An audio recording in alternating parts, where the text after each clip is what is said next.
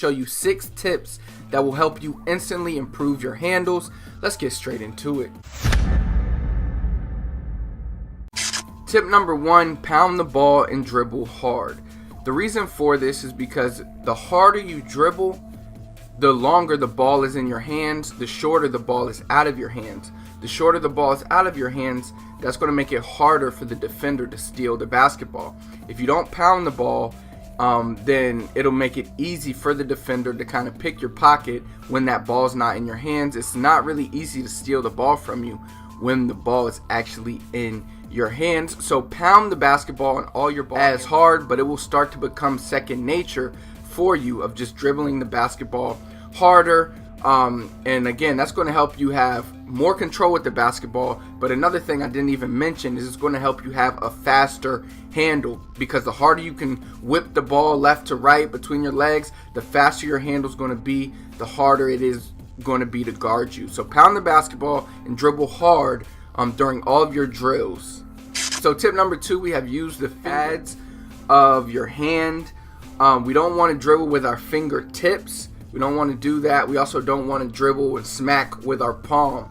We want to dribble with our finger pads. This is going to give us the most control.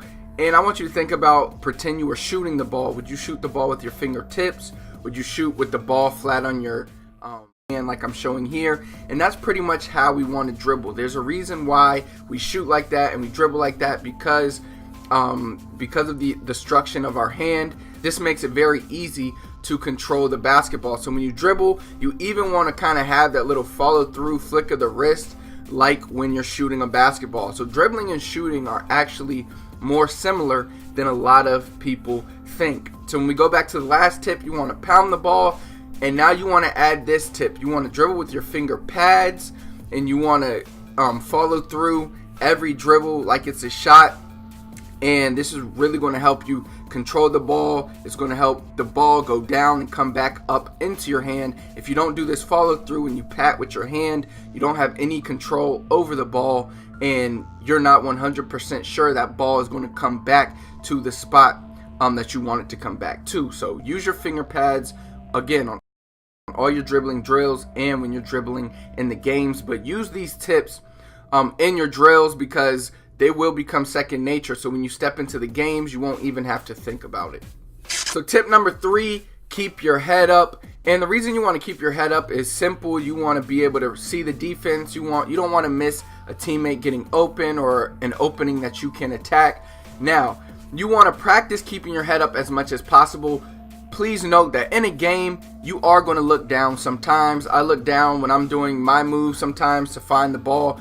If you watch Stephen Curry, Kyrie Irving, these guys also look down when they're doing their moves.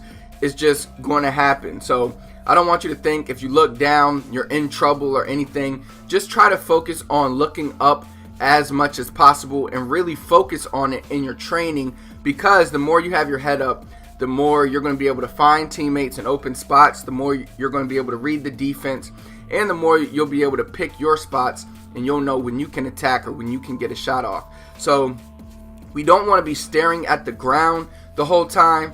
We want to be looking up. But again, remember that sometimes you are going to look down to find the ball.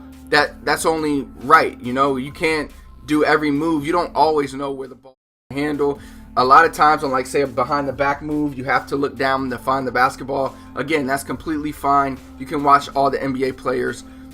They look down when they're doing moves sometimes to find the basketball. So keep that in mind when you're doing these moves, but also try to keep your head up as much as possible so that you can see the defense and see the openings. Tip number 4, we're focusing on going north to south and not east to west. So what I mean by this is you want to focus on going with your moves north to south, straight and back to retreat, versus going too much east to west.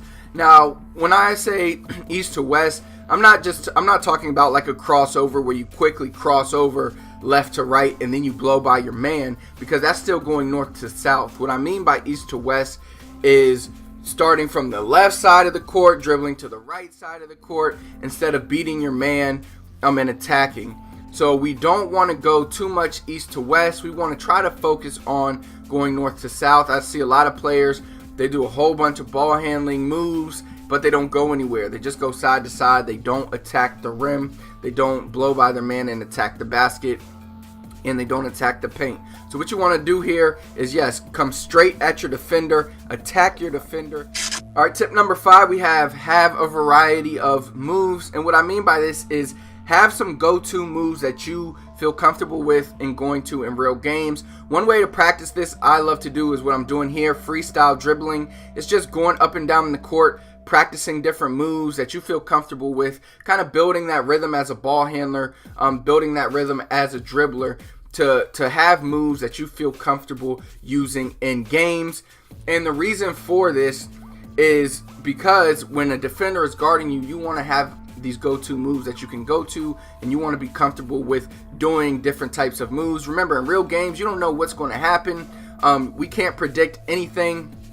All we can do is react. The faster we are at reacting, the better we are at reacting with our moves, the better we're going to fare against the defense. Now, remember, this freestyle drill is just a drill that you're going to use to improve your variety of moves. When you get in real game, you're not going to do all these moves at one time.